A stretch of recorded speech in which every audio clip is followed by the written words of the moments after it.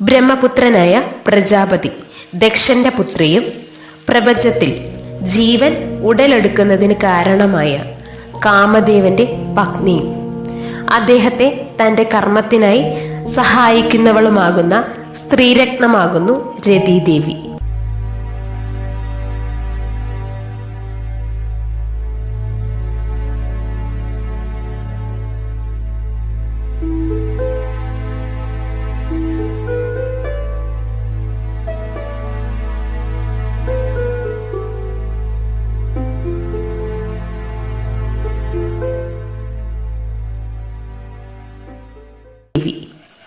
സൃഷ്ടിയുടെ കർമ്മത്തിനായി ബ്രഹ്മദേവനെ സഹായിക്കുക എന്ന ലക്ഷ്യത്തോടു കൂടി ബ്രഹ്മദേവൻ 10 പ്രജാപതികളെ സൃഷ്ടിച്ചു.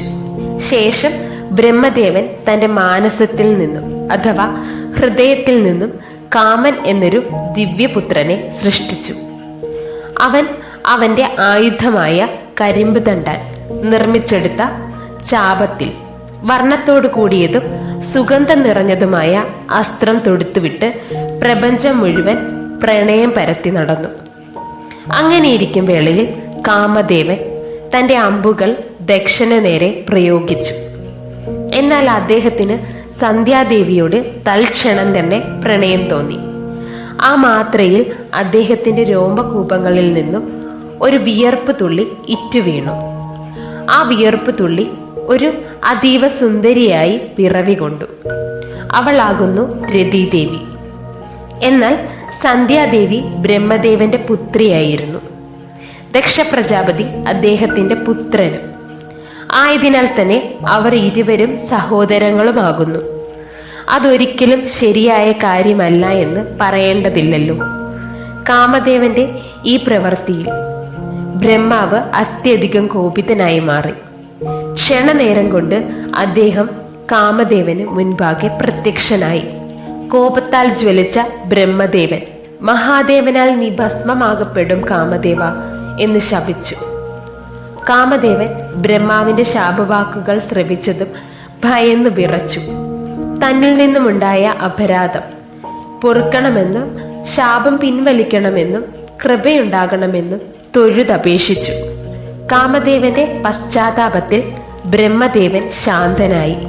അദ്ദേഹം ശാപമോചനമായി നീ പുനർജീവിക്കുന്നതാണ് ദ്വാപരയുഗത്തിൽ എന്നും അരുളി. അവിടെ നിന്നും അപ്രത്യക്ഷനാകുകയും ചെയ്തു. എന്നാൽ തൻ്റെ സഹോദരനിൽ നിന്നും തനിക്കിങ്ങനെ ഒരു കളങ്കം ഉണ്ടായതിൽ മനംനൊന്ത് സന്ധ്യാദേവി ജീവത്യാഗം ചെയ്തു. എന്നാൽ സൃഷ്ടിയുടെ സന്തുലിതാവസ്ഥയെ സന്ധ്യയുടെ വിയോഗം നിമിത്തം പ്രതികൂലമായി ബാധിച്ചതിനാൽ സ്ഥിതിപാലകനായ ശ്രീ മഹാവിഷ്ണു സന്ധ്യാദേവിയെ പുനർജീവിപ്പിച്ചു.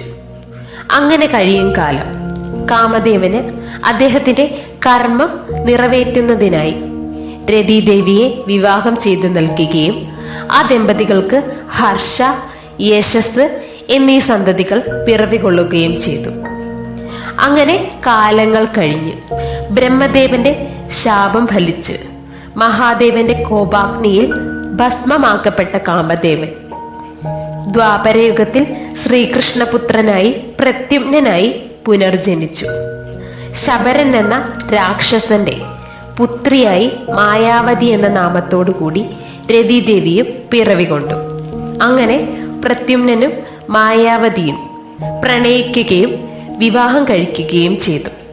തൻ്റെ പ്രിയതമന് ലഭിച്ച ശാപത്തിൻ്റെ ഭാരമായ ജന്മത്തിൽ അദ്ദേഹത്തിന് തുണയായി സ്നേഹത്തിൻ്റെയും ആഗ്രഹത്തിൻ്റെയും ആ ദേവത ജീവിച്ച് സ്വർഗം പൂക്കി.